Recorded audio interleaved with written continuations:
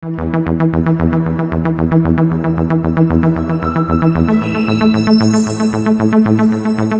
everybody. Welcome to CripChat, your weekly podcast for everything disability. Today, I have with me Jonathan Shar, David Hello. Cunningham, Hello. and myself, David D. Today's topic will be disability and employment. And also, we're going to have with us Joseph Popov, which is a disability employment lawyer. Please like and share. Over to you, Cunningham. Thanks so much, David. So, welcome, guys, to the episode. It's a good episode today. And a big welcome to you, Joseph. How you going, mate? How are you, Joseph? Hi, I'm good, thanks. How are you? Pretty good. Fantastic. And look, you're also, so besides being an actual employment lawyer, you're also one of our new co-hosts, aren't you? Yes, so, Excellent. Tell us about yourself and why you're passionately wanting to be involved in employment for the people with disabilities. growing up, I've been in mainstream education, like went straight from kindergarten to year 12 in my local high school, local primary and high school. Yeah, completed my HSC in 2014, got accepted straight into law. It was a bit of a difficult period from 2015 to 2017, 2018, trying to find meaningful work or something to do outside of university. Because most roles, especially for people with physical disabilities, most of the available roles were in like hospitality or retail, and I couldn't physically do them myself. So I've always been passionate about law, utilizing my law degree to help others. And then I got even more passionate in relation to employment because when applying for jobs and stuff, it's like disabilities often left out of the conversation, and I feel that the current system in employing people with disabilities could be improved and been involved in advocating for improvement. How do you find that process of actually advocating for employment opportunities for us, though? Do you find it difficult? Yeah, I think for me, process of advocating, I think for me, personally, it's more systemic. It's about raising awareness and lobbying government. Yeah. Like when you know when there's different opportunities and talking with local MPs about issues and raising awareness and trying to push it for change.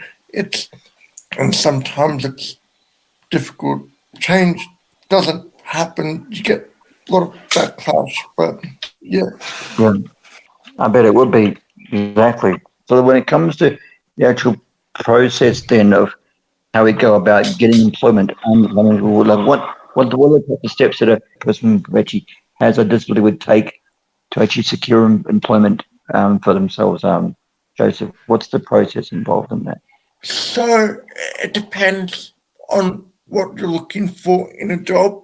I know for me, on personal level, I've never gone through disability employment services, and if I could, I'd avoid it. But everyone's different. Some people have had good experiences. Some people haven't had good Yeah. experiences, and they do provide a purpose. It's just I don't know if it's always the best approach. So I- I've had experiences with employment officers, disability ones, and it takes 10 years. You hardly find anyone that's going to find you a job. I agree. They sort of get paid for as long as you're there listed. Yeah, Apparently, and that's one of the biggest issues I find is that they either don't. Some of them do, but I'd say the majority either don't take the effort to get to know the person and, what sort of jobs they're looking for. They just sort of shove them in it easy, just get whatever, and rather than being individualized and tailoring towards the person with a disability. So I think my journey has been sort of like most able-bodied person's journey, fortunately or unfortunately, depending on the situation, with some differences. For me, I think getting started with the basics, going with what you're interested in doing, drafting Yeah. a sample. I'd say start by volunteering in the community if possible, and then Absolutely. from Yeah. that, Yeah. So it does come down to that bit of pushing yourself forward, doesn't it? Joseph, you gotta make sure we have resumes and we actually go out there and do It's volunteer work. it, A lot of that effort of going in and actually finding roles we can have and making sure we actually go and volunteer and see what we're passionate about as well, right? Would you agree with that? like I think for me, volunteering is a starting point.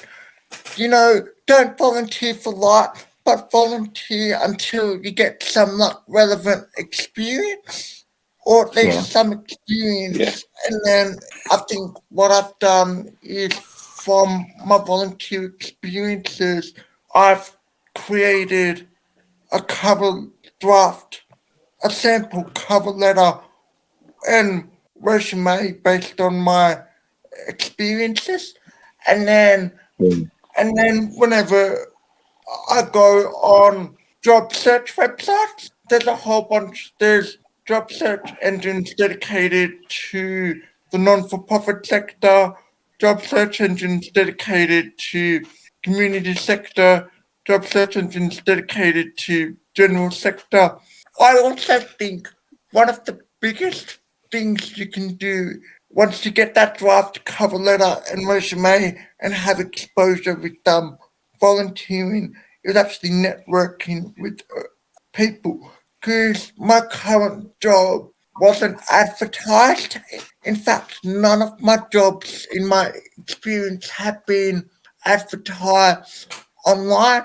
I've just been told, I've just met people and they know people who have a job opportunity, and then it's just about putting yourself out there.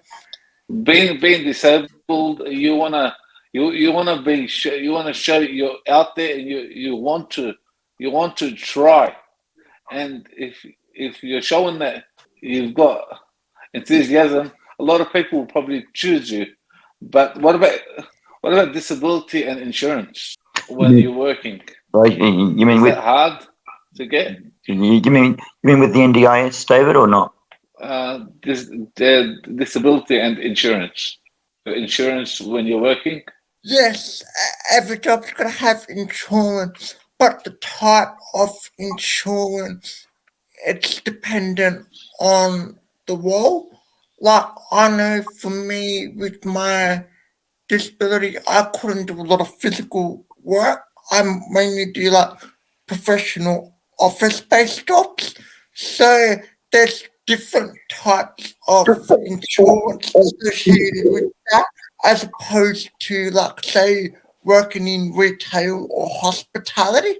There's different levels of insurance. So it depends on what type of Yeah. work you're interested in. Would would that would that actually limit people's ability to be accepted according to their disability and the insurance? I'd like to think not, because it's funny in all my experiences, being employed, I've had about 2 to 3 paid jobs and one volunteer job. Even the volunteer job did have some sort of insurance, but then again, I like to think people are open-minded, at least at least where I live, and just sort of be willing to give people a go.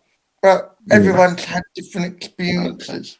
Um, understood. moving on to now to the rather like sensitive topic of Australian disability enterprises. What do you think their particular role should be for employment outcomes for us within the era of the or era of the NDIS? Let's just start off with the NDIS. So the purpose of the NDIS was to create choice and control.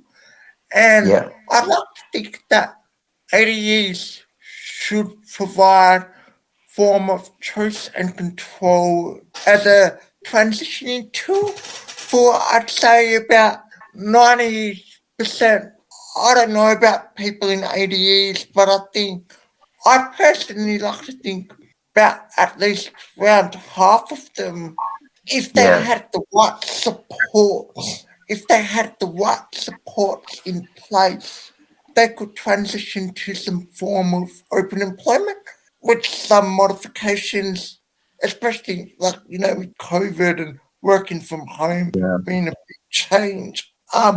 But currently it's disappointing that on a year by year basis, less than 1% of those in Australian disability enterprises have successfully transitioned to mainstream employment. And it's funny, anecdotal stories, like stories I've heard from people, because I think the role of ADE should be promoting skill development, but then from what I've heard, according to the Disability World Commission, it doesn't have that. I'm not saying there's anything wrong. I just think that rather than viewing ADEs as a job for life or a job per se, it should be a transitioning to mainstream employment. Or its ADEs should be not so sheltered and yeah, um, be paid more in line with Australian standard wages. But yeah, exactly. Yeah, Jonathan. Equal pay for equal work. Yeah, absolutely. We all should be paid a fair wage for a fair day's work, and I think that's a fair point. If um, we're doing the same job with the same outcome, we should get paid the same amount. yeah, I'm of the belief that even able-bodied people cannot 100% do everything that the job is required of them. Like, they might need some advice in performing the role, they might need some assistance support. So it's like with the whole supported wage scheme, paying people less due to capacity or incapacity as a result of their Yeah, disability. I don't necessarily agree with that because I think in some ways that could be assisted with alternative like adjustments. And then Yeah, the fact that nobody can 100% do the job. But that's a yeah, good point. Not everyone can do mm, everything. If a person with a disability can do most of the job at the same rate as someone without a disability, we should get equal pay. yeah, agreed. Exactly. When it comes to just how best parents and families and communities can support people with disabilities with reaching their employment outcomes and chances in the workforce, I mean, how best do you think parents and families and communities can actually do that? so to gain meaningful employment, as I previously touched on with the employment process journey, I'd like to think it's a mixture of networking, like getting parents, families, and friends, reaching out to other people. Say, I know someone who I think is looking for a job, reckon they'll be a good fit, and I think just reaching out and asking if there's any opportunities available. I also think Mm, that an important role parents, families, and friends can play is reviewing resumes and cover letters, and even providing doing a fake interviews. fake job interviews.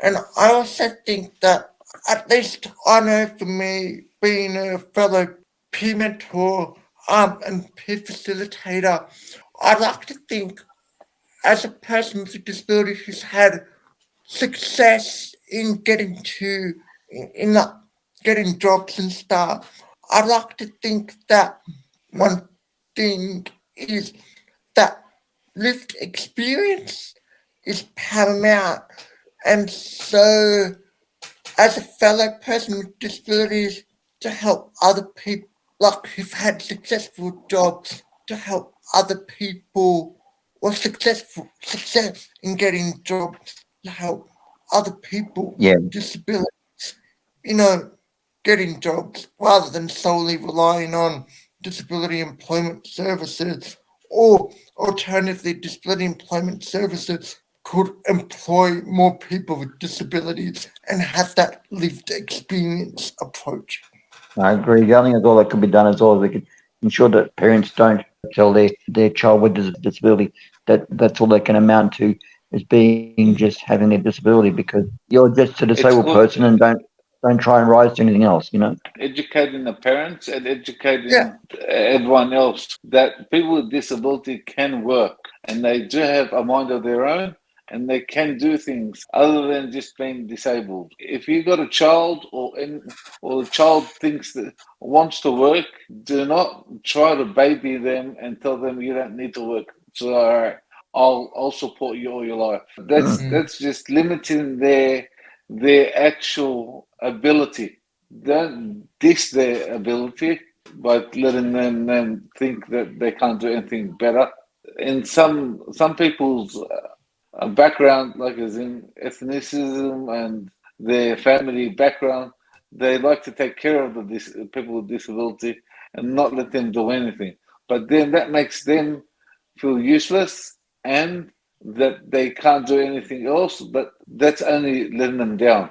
When they realize they can do things for themselves and they don't need to be babied all their life, they'll live a more Yeah, happier and healthier life and be able to be more fulfilled. yeah, exactly. So, Joseph, so like when it comes to the open employment marketplace for us right now, what does that look like for people with the disabilities in Australia at present? I mean, there's a situation open to us to be able to have a percentage of the rates yeah. of employment in the workplace in the workforce being like dedicated to us or having a percentage that we can actually taking up of the marketplace of the Australian workforce. I mean, what's the actual like involvement rate for us within the Australian employment marketplace right now? I mean, how many people does are there actually in open employment right now? Do we know that or not? I don't What's the current exactly situation? know the statistics of those in open employment, but Right. um, but I do know that disability employment has not improved for 2 decades. Less than 50% of people with disabilities in the labour market are employed, and I know that roughly, according to the statistics, 93% of people with disabilities have some capacity to work. Only 53% of them are actively looking for work at Work. one point. But then the problem is less than 50% of those are employed. So as you can tell, that statistics say 95% of people with disabilities do have some capacity to work. But the fact that there's like less than 53% of people actively either looking for work or are in work goes to show that there's a lot of negative experiences that have stopped Yeah. people with disabilities looking for work. And I know that's been me, because unfortunately, when I look for jobs, I don't see anywhere on company websites or on the jobs that have an explicit interest in employing people with disabilities. I know for me, it's that they often say, like, don't get me wrong, it's important, but majority of jobs seem to say that they encourage other groups to apply for jobs, but disabilities often left out. Do you agree with that? Oh yeah, absolutely. I think we often get deterred by the obstacles. If we find there's a difficulty in actually applying or in the process, we get discouraged. I think for many of us as well, and so there's a problem there too. We've got to actually contend with as well. So I mean, throughout the process, that actually is there for us all in how we actually secure employment. So so Joseph, when it comes to government involvement in how we can, or policymakers' involvement in how we can actually improve the situation for us, how best do you think government could contribute to that, to how we actually resolve employment opportunity outcomes for us? I've gotten involved in writing a submission to a government inquiry on on what can be done to to improve employment. Can you share with us a snippet of what you actually wrote in your submission at all, or not? Yeah, I can. This submission is publicly available. So the crux of it is that there needs to be more education and public reporting mechanism to help people with disabilities find an ideal employer of choice, as well as ensuring that when relying on the defense for employer to say it's too hard for me to employ people with disabilities, that there is a scope as so that there is a framework as to what measures employers ought to take before they argue that it's too hard for me to employ you as a person with a disability because at the moment all that they've got is an unjustifiable hardship, which it's subject from employer to employer, but they don't have a framework as to what can be done before they rely on that unjustifiable hardship defense. So it's more like what can be done to ensure people with disabilities are able to apply for roles before being dismissed because of their disability. So it's just providing a clear framework. Do you think if we advertise the actual positives of having someone with a disability work for you for a company, it'll actually get more people employing people with disabilities? I agree. I have a funny feeling that one of the biggest barriers is yeah, and to be fair, that goes back to a previous question in that a study was done that found nearly 50% of employers have not employed a person with a disability, and 10% of employers have no intention to do so. So, as I said, it's a mixture of education, mixture of exposure, experience, and just about creating an employer of choice. Yeah, exactly. That's a good point. On a final question for you, Joseph, anything before Yeah. we go to final thoughts for the episode? What advice could you give a person with a disability who's seeking to enter the employment marketplace? Couple of things. First thing, don't be disheartened if you go on job sites and you see there's nothing for you. The biggest thing you can do is network in your local community. Another thing you can do is ask a person with a disability who's had success in work to review this, cover letters, selection criteria, if you're applying for a particular job. Yeah. And if you've had no previous work experience, don't be afraid to volunteer because I find that when you volunteer, you do get relevant work experience, that you do get some skills that you can apply to paid jobs. Just don't make it a habit to volunteer for the rest of your life. That's just my opinion. So that concludes the interview. Joseph, I want to ask you, what your final thoughts of how you thought today went? Was it a good? Did you enjoy yourself? Your first appearance on CripChat? Yeah, it was good. Thanks. I had a great time. Excellent. Fantastic. David, your final thoughts?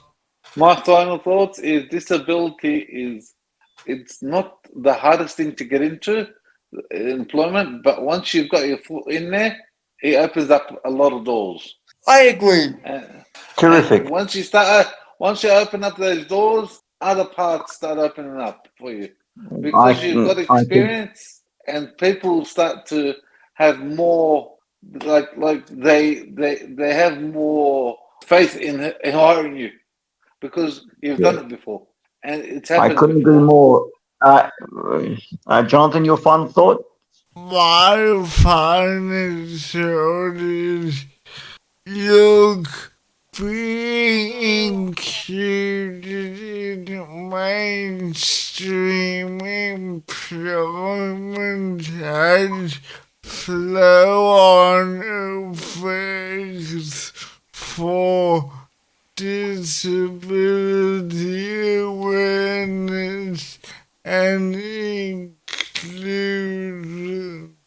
If we're not given the opportunity to interact with society, we won't be heard. Yeah, I agree with that. Yeah, you gotta be So, given a chance to be heard.